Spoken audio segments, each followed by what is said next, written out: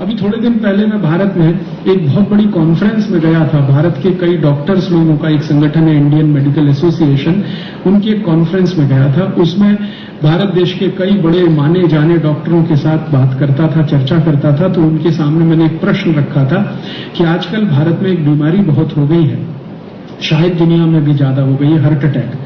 बहुत ज्यादा हृदय घात हो रहे हैं और कम उम्र में हृदय घात हो रहे हैं। 35-40 साल की उम्र में भी लोगों को हार्ट अटैक हो रहे हैं। उसका समाधान के रूप में भारत में जो होता है वो क्या होता है? एक सबसे पहला स्टेप है हार्ट अटैक के समाधान में, वो है एंजियोप्लास्टी। एंजियोप्लास्टी में एक छोटा सा स्प्रिंग है जो स्टंट के नाम पर डाला जाता है। आपकी जो आर्टरीज हैं, जहां पे कुछ थोड़ा बहुत ब्लॉकेज है, तो उन आर्टरीज को थोड़ा एक्सपेंड करने के लिए, उसमें जगह ज्यादा बनाने के लिए एक स्प्रिंग डालते हैं। वो स्प्रिंग वैसा ही होता है जैसे बॉल पेन में आपने देखा होगा। वो स्प्रिंग बनाने का खर्चा मात्र 3-3.25 रुपए आता है और भारत में वो 35,000 से लेकर 1 लाख रुपए के बीच में बेचा जाता है।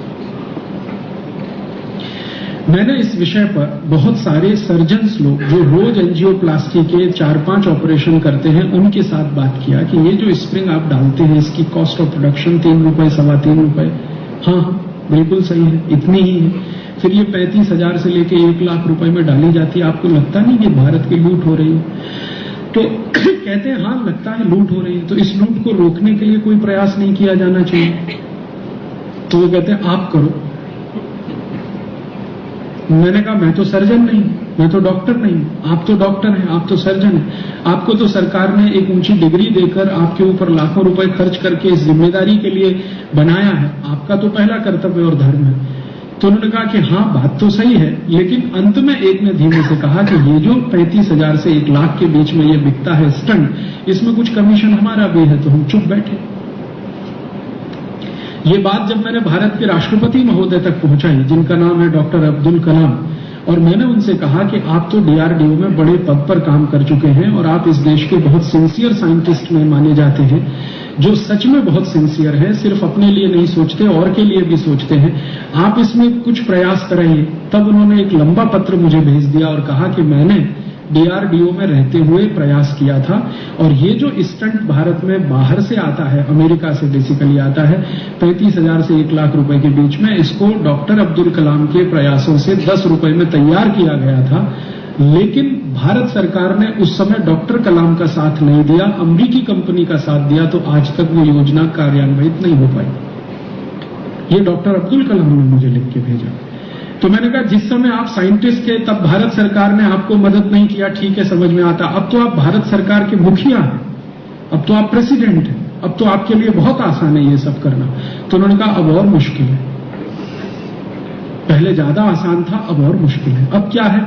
अब मैं प्रोटोकॉल से इतना घिरा हुआ हूं चारों तरफ से कि अब तो मेरी जिंदगी की सारी आजादी खत्म हो गई। और उन्होंने दुख से कहा कि अगर मेरी बहन राष्ट्रपति भवन में मुझे राखी बांधने के लिए आए तो उसके लिए होम सेक्रेटरी से परमिशन लेना पड़ता है, होम मिनिस्ट्री से परमिशन लेना पड़ता है। अगर होम मिनिस्ट्री को मेरी बहन पर डाउट हो जाए तो वो परमिशन भी नहीं देता है और वो बिना राखी बांधे चली जाती है। उन्होंने कहा कि अब तो मैं बिल्कुल कुछ नहीं कर सकता, पहले तो थोड़ा बहुत कर सकता था, अब तो कुछ नहीं कर सकता। मैंने कहा आप कम से कम सरकार को सजेशन दे सकते हैं, सुझाव दे सकते हैं। तो उन्होंने कहा मैंने तो ऐसे ऐसे सुझाव सरकार को दिए हैं जिनको सरकार ने फाड़कर रद्दी की टोकरी में फेंक दिया है। आप जानते हैं डॉक्टर अब्दुल कलाम ने एक बहुत सीरियस सजेशन दिया था कि भारत की राजनीतिक पार्टियों के ऊपर इस बात की पाबंदी होनी चाहिए कि वो क्रिमिनल्स को टिकट ना दें। और आप जानते हैं इस पर सुप्रीम कोर्ट का जजमेंट है। सुप्रीम कोर्ट ने जजमेंट दिया था कि भारत में कोई भी क्रिमिनल को राजनीतिक पार्टी अगर टिकट दे तो उस राजनीतिक पार्टी की मान्यता रद्द होनी चाहिए।